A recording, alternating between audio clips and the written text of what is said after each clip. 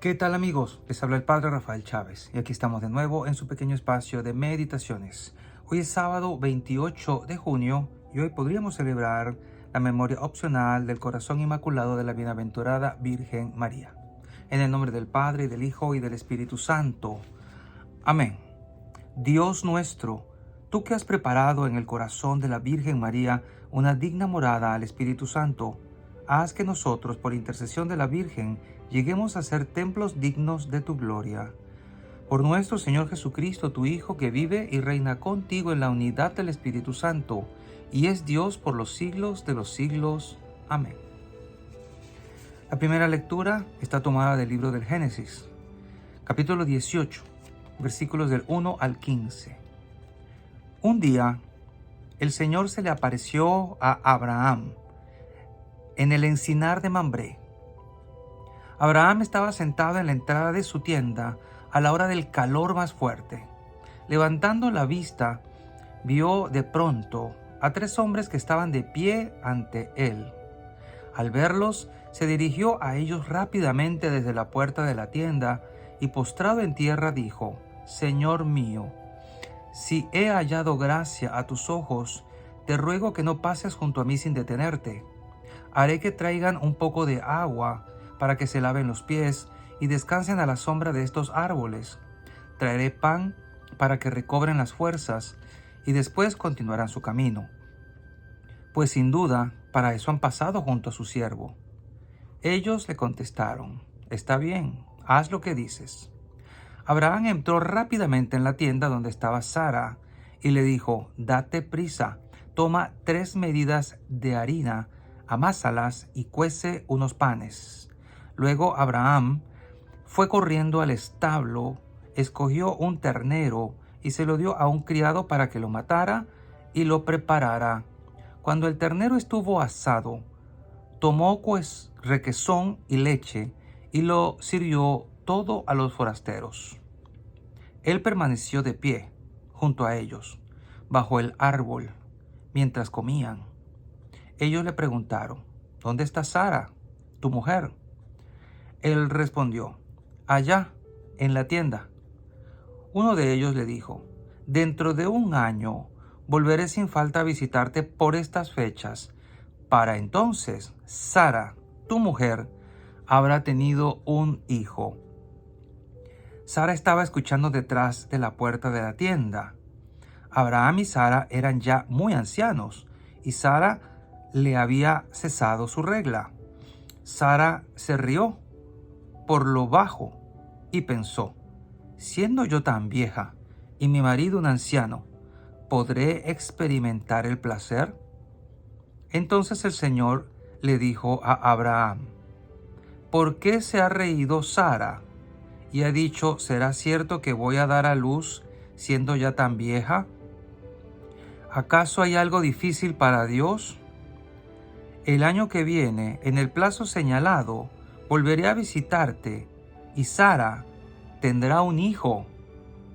Sara dijo entonces asustada: no me estaba riendo.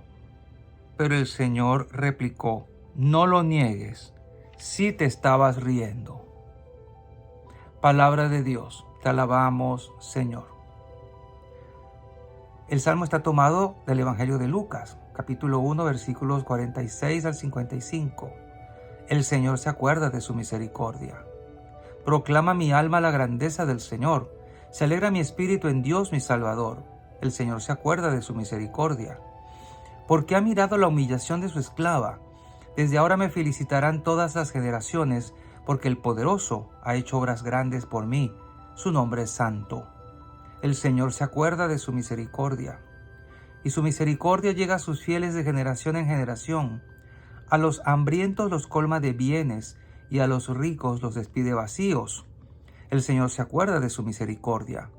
Auxilia a Israel su siervo, acordándose de la misericordia, como lo había prometido a nuestros padres, en favor de Abraham y su descendencia para siempre. El Señor se acuerda de su misericordia. Y el Evangelio está tomado de Mateo, capítulo 8, versículos del 5 al 17. En aquel tiempo, al entrar Jesús en Cafarnaúm, Se le acercó un oficial romano y le dijo: Señor, tengo en casa un criado que está en cama, paralítico y sufre mucho. Él le contestó: voy a curarlo. Pero el oficial le replicó: Señor, yo no soy digno de que entres en mi casa. Con que digas una sola palabra, mi criado quedará sano, porque yo también vivo bajo disciplina y tengo soldados a mis órdenes. Cuando le digo a uno ve, él va; al otro ven y viene; a mi criado haz esto y lo hace. Al oír aquellas palabras, se admiró Jesús y dijo a los que lo seguían: Yo les aseguro que en ningún israelita he hallado una fe tan grande. Les aseguro que muchos vendrán de oriente y de occidente y se sentarán con Abraham, Isaac y Jacob en el reino de los cielos. En cambio, a los herederos del reino los echarán fuera, a las tinieblas. Ahí será el llanto y la desesperación. Jesús le dijo al oficial romano: vuelve a tu casa y que se te cumpla lo que has creído. Y en aquel momento se curó el criado. Al llegar Jesús a la casa de Pedro, vio a la suegra de éste en cama, con fiebre. Entonces la tomó de la mano y desapareció la fiebre. Ella se levantó y se puso a servirles. Al atardecer le trajeron muchos endemoniados. Él expulsó a los demonios con su palabra y curó a todos los enfermos. Así se cumplió lo dicho por el profeta Isaías: Él hizo suyas nuestras debilidades y cargó con nuestros dolores. Palabra del Señor. Gloria a ti, Señor Jesús. Por cierto, hoy se podía leer también en la memoria del Inmaculado Corazón de María a Lucas, capítulo 2, versículos del 41 al 51. Pero fíjense una cosa. Cuando el texto de Mateo dice: Jesús entró en la casa de Pedro y vio a su suegra en cama con fiebre, le tocó la mano, pero hay un texto que dice le tocó la mano, otro dice le tomó de la mano. Hay dos formas en que está escrito. Y la fiebre la dejó y ella se levantó y lo atendió. Esta traducción dice lo atendió. En otra traducción, basándonos en el texto en inglés, dice que se puso a esperar en él. Pero la manera normal, como nosotros lo hemos oído por años, es se puso a servirles. Fíjense como un cambio pequeño de traducción le cambia el sentido totalmente al texto. Pero tratemos de irnos a lo que realmente quiere decir el texto. En este pasaje que hemos encontrado, encontramos el testimonio de la suegra de Pedro para responder a esta pregunta. ¿Cómo responderíamos nosotros a la acción que Dios está queriendo hacer o está haciendo en nuestras vidas? Fíjense que cabe destacar que Jesús estaba en una misión continua de sanación. Él iba caminando y sanaba a mucha gente. De hecho, antes de llegar a la casa de Pedro, fíjense que ocurrió la sanación del criado del centurión, en donde se destaca el gesto del centurión que cree en el poder de la palabra de Jesús más que los otros. Yo también vivo bajo disciplina, dice, y tengo soldados a mis órdenes. Qué importante es entender lo que significa disciplina y lo que significa saber lo que es la cadena de mando. O sea, hay alguien que está por encima de mí. Y eso que él era simplemente un funcionario romano. Encima de él solo estaban hombres.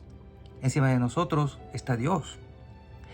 Es importante entonces tomar esto como ejemplo. ¿Le creemos realmente a Dios? Este hombre supo que Jesús vivía como bajo disciplina a Dios Padre, pero él tenía en sí mismo también disciplina para ordenar, porque estaba viendo lo que estaba sucediendo. Él ordenaba y sucedía, y por eso su fe era grande. Y Jesús dice: no he encontrado en nadie en Israel una fe así. Y lo que nos da es una cachetada, porque dice: bueno, vendrán muchos de oriente y de occidente, aunque la cachetada fue para los judíos, y pues tomarán el reino, se será dado, ¿no? Le llevaremos una delantera en cuanto a esto. Pero se produjo la sanación por la fe y la confianza de este centurión romano. Pero luego que eso sucede, dice el texto que entra en la casa de Pedro y encontró a la suegra acostada con fiebre. No se sabe con certeza qué enfermedad tenía, pero en la antigüedad, para que una persona de su edad, se supone que era ya mayor, entrada en ciertos años, porque era suegra, y que estuviera en cama, no era cualquier gripa. Tenía que ser una enfermedad de cierta gravedad. Normalmente la gente tenía un límite de edad después de la cual no había esperanzas de vida, por el problema de la ausencia de médicos y de medicina, y de una medicina bien impartida y conocimientos amplios acerca de las enfermedades, perdón. Entonces, fíjense que primero Jesús no fue solicitado para que la sanara. Él simplemente la mira, la ve, y entonces él toma la iniciativa.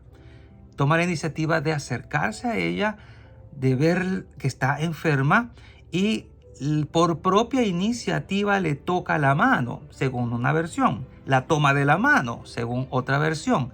Lo cierto es que el contacto físico con Jesús la sana. Fue suficiente. En la misma frase se describe la sanación de Jesús y se nos dice que se levantó y lo atendió. Eso es más coherente con la traducción conocida de que se puso a servirle. En primer lugar, entonces, se levanta. Esto es muy importante. Esto debe entenderse como una representación simbólica de lo que debemos hacer cuando somos tocados por la gracia. La gracia de Dios, cuando nos es dada, debe tener el efecto de levantarnos. Nos levantamos del pecado cuando nos confesamos y recibimos el perdón, especialmente en el sacramento de la reconciliación. Nos levantamos cada vez que Dios entra en nuestras vidas para darnos dirección, claridad, esperanza. Y levantarse es ser fortalecidos para disipar la carga del pecado y la confusión que el pecado nos causa. Eso es levantarse. Cuando estamos también en oración, nos levantamos. Por eso es importante que, sea cual sea el estado de ánimo, no dejemos de orar, porque en la oración el Señor nos toma y nos levanta. Se nos regalan lo que los teólogos dicen o llaman gracias actuales. Tal vez no será la gracia santificante, si es que no estamos en gracia ya, sino gracias actuales para que tengamos fuerza, ánimo, motor para poder ir a procurar la gracia santificante. Nos levantamos entonces de ese momento de intimidad con el Señor con fuerza, renovados y decididos a hacer la voluntad de Dios.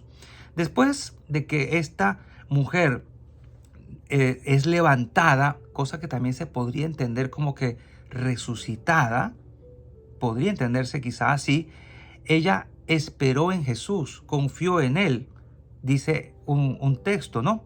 Pero por eso nosotros nos levantamos cuando somos tocados por la gracia de Dios.